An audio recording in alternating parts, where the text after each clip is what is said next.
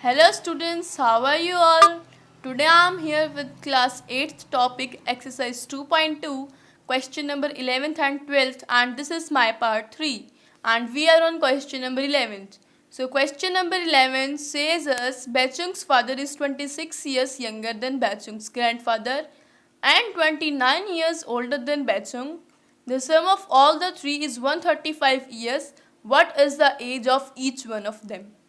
तो जो आगे जो क्वेश्चंस है 11 to 16 उनकी जो हमें स्टेटमेंट है वो स्टेटमेंट ध्यान से पढ़नी होगी, तभी हम उन क्वेश्चंस को सॉल्व कर पाएंगे.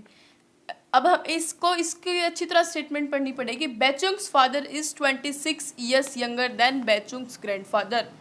क्या ये पहली कंडीशन कि जो बेचुंग के पापा हैं वो बेचुंग के ग्रैंडफादर से 26 ईयर्स छोटे हैं एंड 29 ईयर्स ओल्डर देन बेचुंग. अब जो ये एंड है ये बेचुंग के फादर की कंडीशन बता रखी है इस पूरे क्वेश्चन में. इसमें कह रखा है कि Baichung's father is 26 years younger than बेचुंग्स grandfather.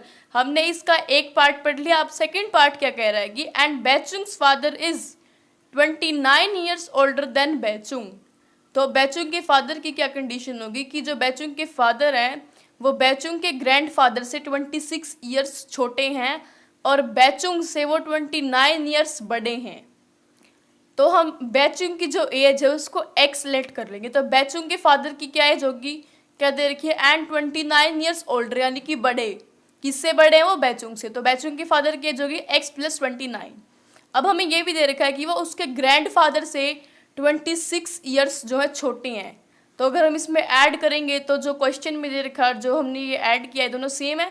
X plus 29 plus 26, इसमें कोई डिफरेंस नहीं आया. बस हमें क्वेश्चन को ध्यान से पढ़ना है और उसके बाद हमें सॉल्व करना है. तो उसके बाद अकॉर्डिंग टू क्वेश्चन एक्स यानी कि बेचुंग की एज, एक्स प्लस 29 उसके फादर की age and x plus 29 plus 26 उसके ग्रैंडफादर की एज.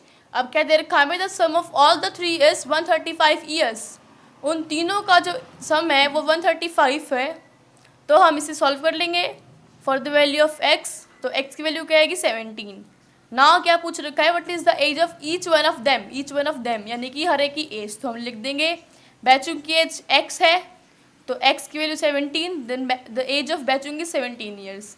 बेचुंग के फादर की 46 that is 17 plus 29 and Baichung के ग्रैंडफादर की हो जाएगी x plus 29 plus 26 that is 72 years. This is all about question number 11th. Now question number 12th.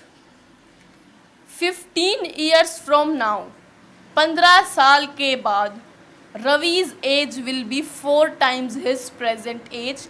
What is Ravi's present age. Question क्या कह रहा है कि अब से 15 साल के बाद जो रवि है उसकी एज उसकी प्रेजेंट एज से 4 टाइम्स हो जाएगी. यानी कि 4 को जो है हम उसकी प्रेजेंट एज से अगर मल्टीप्लाई कर दें so that will be the age of Ravi after 15 years.